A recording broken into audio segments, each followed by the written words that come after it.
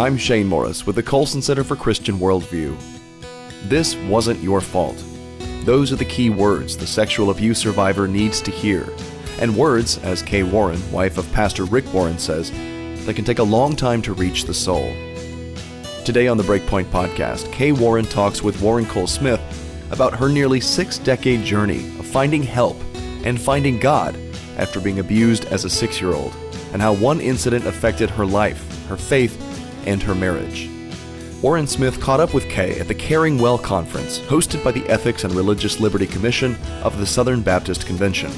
Here are Warren Cole Smith and Kay Warren. Kay, first of all, welcome to the program. I've known your husband for a number of years. It's great to finally meet you face to face. He always says great things about you whenever he is at events that I'm at with him. So he better. Yeah, exactly right. So the first question that I have for you is just really basic. Why are you here? What are you telling this group? Well, I am telling this group a story that happened a very long time ago, but has had long-term implications in my life. And while the abuse was almost 60 years ago, which is hard to believe when I put a number on it, it has affected me my whole life. And so to be able to be in a place where there are other survivors, to be in a place where our stories are welcomed and honored, where we don't have to defend them or justify ourselves to anybody, but we can just say, look, this is what happened to me. This is how it affected me. And here's where I found God. Here's where I found hope and help. Here's where I'm still struggling. That's powerful. I want to be a part of that. Do you mind sharing a little bit of that story here with our listeners as well? Yeah. When I was about 6 years old, my dad was a Southern Baptist pastor in San Diego, and I don't remember the exact how it happened, meaning I don't know what were the circumstances that got me to the back of the sanctuary that particular day, but somehow I was in the back of the sanctuary with about 14, 15-year-old son of our church janitor, and my memory really is just the clarity of being molested by someone that I knew and someone that I had seen. It was a small church, so I knew him and I was comfortable with him, but how I got there on that day, I don't know. And I don't remember how I got out of there, where I went from there. I know I didn't tell anybody. I had enough awareness to know that what happened was bad and it was wrong, and I didn't have language for it, and I didn't know how to say anything about it to my parents. And as best as I can piece it together, that I buried it in my head pretty quickly. I don't remember thinking about it again. I don't remember it being a conscious thought. I don't remember reliving it. It was just gone. But really from that point on, I developed a pretty insatiable curiosity about sex. And I have to tell you that the family I grew up in was a very sexually, I'm laughing because it's not funny, but now at this point, thinking of the way that my mother couldn't even say the word sex, it came out as about a 16-syllable word, sex, and she'd finally get the word out. Very sexually repressed household, and anything about our bodies was shameful, and you were always completely covered up. And I was an only child till I was 8, so it was just me, my mom, and my dad. But anyway, very sexually repressed household. There was not a lot of openness about bodies and sharing. And so I think that what I've learned since then, that it's not just what happens, it's not merely what happens to us, it's the milieu in which it happens, the context, the family. And so in my particular family, I somehow knew that it was not going to be a good thing for me to share, buried it. But I became very, very curious, but alternately repelled at the same time. It was like looking at a lizard. It's the way I feel about looking at a lizard. I was attracted because it was interesting, but also repelled. Yeah. And Let me just pause you and just make a couple of thoughts come to my mind. Is number one is that while your story is your story and it's completely unique, and I don't mean to diminish that in any way, shape, or form, it shares at least a few characteristics in common with many, many other women's stories as well, that they're abused by someone older than them, they're abused by someone that they know, they're often abused in an environment in which they don't know, they don't have the language to talk about it, and they certainly don't have the language to talk about it with the people that they need to talk about it with. A lot of women can probably relate to your story. They can, unfortunately. Thousands, if not millions, of women can identify with at least parts of that story. And then, from there, it just became, I hit my teenage years. I stumbled upon pornography in a house where I was babysitting, and that curiosity that I had drew me to, the people left it out on their coffee table, same way that my father left his counseling books. The Masters and Johnson's, their study was in a book, and it was in our living room, in our bookshelf. And it's only as an adult that I've looked at that and thought, why did my dad leave that in our living room? I don't know. But so I stumbled on that. I read his counseling books because I was fascinated.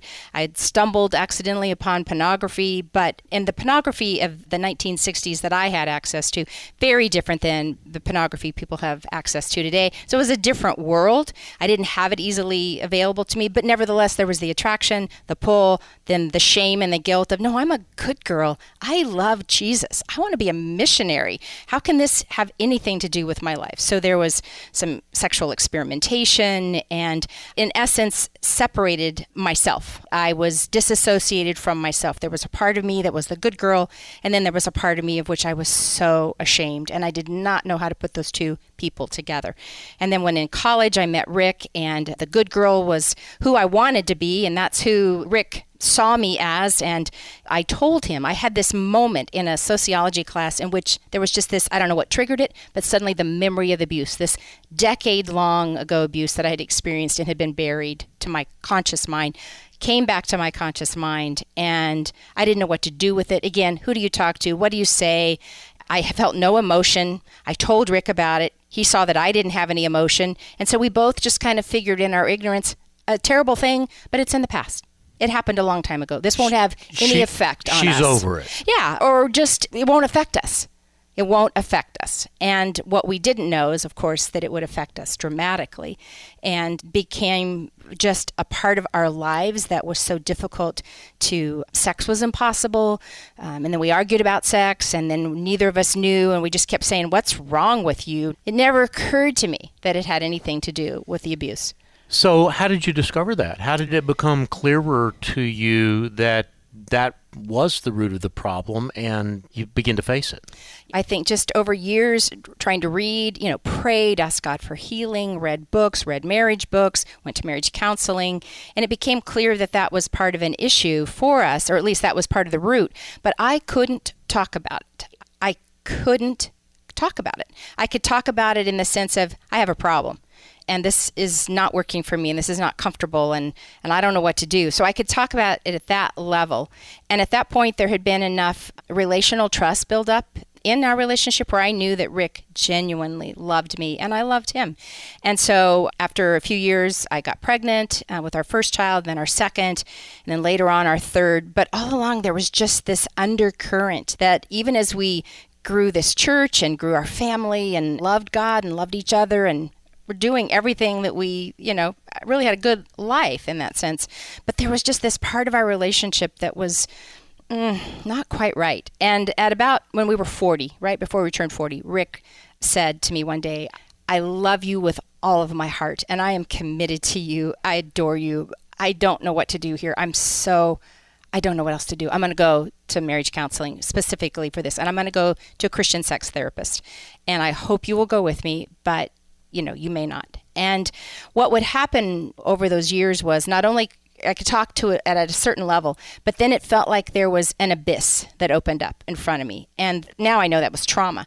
And the thought in my head was, I'm going to fall into the abyss. Or it was the sense of like there's a black hole up in space, and I'm going to get there and I'm going to be absorbed into that black hole and I'm going to cease to exist. Or I'm going to lose my mind and I will lose it so badly I will never recover.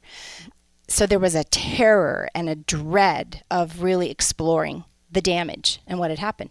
So we went, but I'm telling you, it was one of the hardest things I've ever done.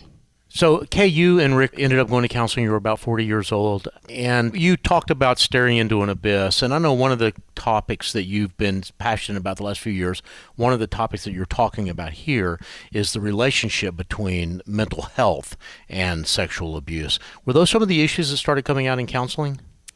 Yeah, but it didn't come quickly because that abyss didn't suddenly turn into a park. It was hellish, was terrible. I thought I was going to lose my mind every single time that, we'd go to counseling, and we did about 6 months of very intensive counseling, which turned into years. Well, when you say 6 months of very, once a week, twice a week, once a month, what does that look like? 2 to 3 sessions of 2 to 3 double sessions a week for a while, because it was just so intense. Did anyone else other than you and Rick and your counselor know what was going on? Was the church intervene and say, no, you guys need to get some counseling? Did friends intervene, or was this just something that y'all were dealing with yourselves? No, we were dealing with it ourselves. We did tell a few people that, I had talked to people. I'd been open about the fact that I'd been abused, but there was just a certain level that I would go, and there weren't many details. So it wasn't a secret by that time that I had experienced abuse, but I just didn't really talk about it. So what we said was,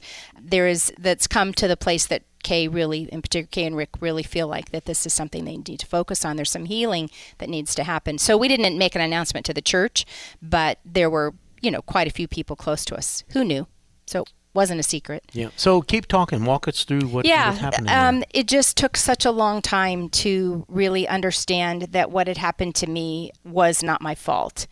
Saying those words, even after all this time, sometimes saying the words, "It's not your fault," is so powerful, because I think we tell ourselves that really it was our fault in some way. If I hadn't been a cute little girl, if I hadn't attracted this guy's attention in some way, how I did that, I don't know. But I know some women feel incredibly responsible for the abuse that they've endured. And to have somebody say to you, no, it wasn't your fault. What was done was evil, and you don't bear responsibility for that. That's a message that takes a really long time to penetrate into our soul and bring the healing. So that one took a long time to also then move from that to, no, what was done was evil. That's another level, because then you have to grapple with the reality of evil, and it's not out there and it's not in the news. No, evil was done to me, and that is a stark reality to begin to accept. And then to know that even some of the ways that some of the choices that I made, they were acting out. When we use the word choice, there was some volition to it, but those choices were really shaped by consequences. They were consequences of evil that had been done to me. And I didn't have the cognitive ability as a 12, 13, 14, 15-year-old girl to know all of that.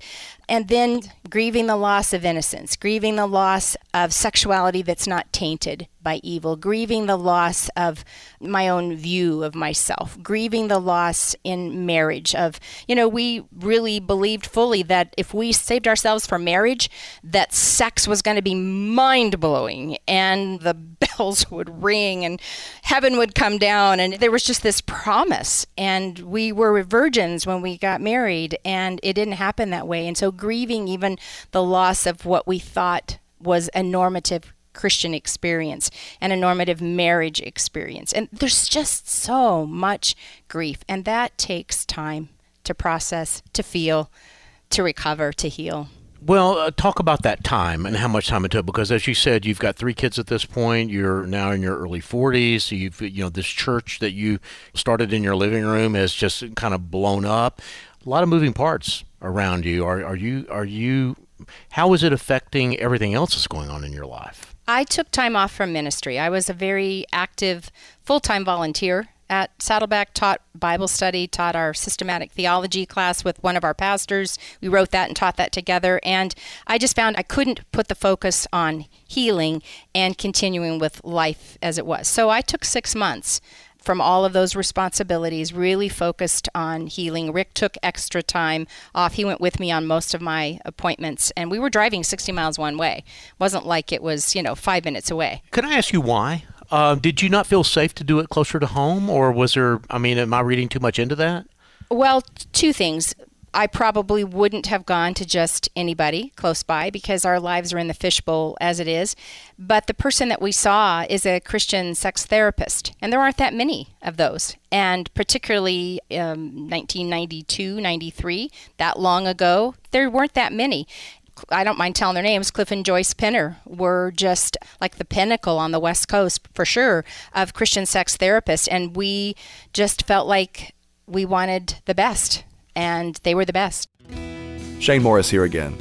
We'll get right back to Warren Cole Smith and Kay Warren in just a moment. 2019 has been the most successful year yet for BreakPoint and the Colson Center. We've enjoyed hearing from listeners like you about the impact of BreakPoint commentaries and podcasts on your lives, your thinking, and your ability to relate to the current culture from a Christian perspective. In 2020, we want to continue to provide the clarity you need on issues you care about.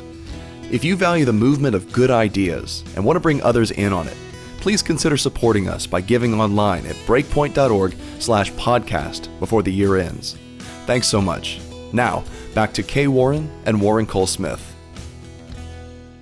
Well, that's great to hear that there was actually that resource, even 60 miles away, that there was any resource available, which causes me, Kay, before we kind of go back into your story, just to ask this. During that era, one of the reasons this conference is happening is that how can the church do better? How can the church be the safe place? How can the church facilitate healing and be a place where victims and survivors can tell their stories? And I guess I want to ask you, during that period of time, how was the church for you? Was the church there for you? Did you want the church there for you? Did you want to push it away? Talk a little about that.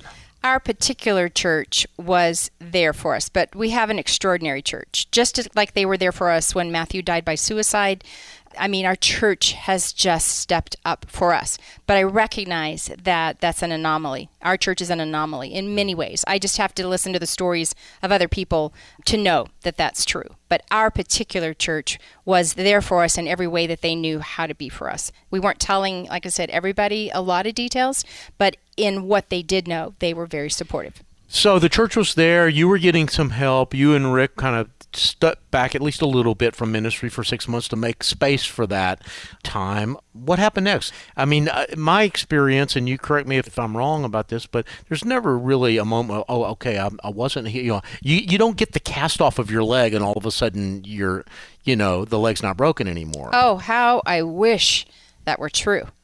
How I wish there was, an expiration date on recovering from sexual abuse, but there isn't. I mean, there are a few people, you'll hear their stories, and it makes it sound like, I don't mean it sounds like, I believe them, but they'll say, I prayed, God did this, I was healed, and I have to accept that to be true. That isn't just normative. That isn't the way it happens for most of us. Most of us go through a very long, drawn-out process of gradual steps, incremental healing. You grow, and then you run into another barrier or piece of trauma or reaction, and then you grow through that piece. And so it's really a start-stop process, and that is normal. That is very normal, and that's what happened. That was almost 25 years ago when I first started going, and we went for several years regularly. And I'm grateful that we had the financial ability to do that. I also know that many people just simply don't have the financial ability to do that, and they have to find other ways. But then after Matthew died by suicide, what I discovered was the traumatic nature of his death actually reopened other trauma experiences in me that I had been quiet. And what I've learned in that is just the nature of trauma. It waxes and wanes, like grief. It waxes and it wanes. And you might think, I've already been down that road. I'm kind of maybe through that part. And then something happens, something stirs a thought or a memory, and man, you're back on your face again. And I guess, again, that's normal. Well, I ask obnoxious questions for a living, Kay. That's so okay. If this is obnoxious and too obnoxious, I'll tell you if you are. Feel free to not answer. But since you brought Matthew up, I interviewed Rick maybe 6 months or a year after Matthew's death, and he talked, at least in part, of a long challenge, many years of mental health issues that y'all dealt with Matthew. And this is where the question gets obnoxious. Is there any relationship between what you were going through and what Rick was going through, and maybe some of the trauma that Matthew was going through? Was there a family dynamic at work here that was... That's not an obnoxious question. I think it's a legitimate question. And I'd have to say, not that I'm aware of. He was 7 when he first experienced clinical depression. And I knew he was different almost from the time he was born. And he probably could have been diagnosed earlier if we had known that I didn't know that children could have a mental illness. I didn't know. And we really feel like his mental illness started very, very young. So I'm not going to say that the family isn't affected, because there is a whole family dynamic. Mm-hmm. But I believe that his was more biologic in nature, and rather than being a part of what was going on in our home. But his mental health and his depression and ultimately his death by suicide did, as you say, open up some of those wounds again. And that wasn't, I mean, I don't know how you measure time, but it wasn't that long ago. And once those wounds got reopened, you had to deal with that all over again, right? Just in different ways, because as I said, things had quieted down, and the trauma of suicide and murder are two of the most traumatic events that can happen to an individual or a family.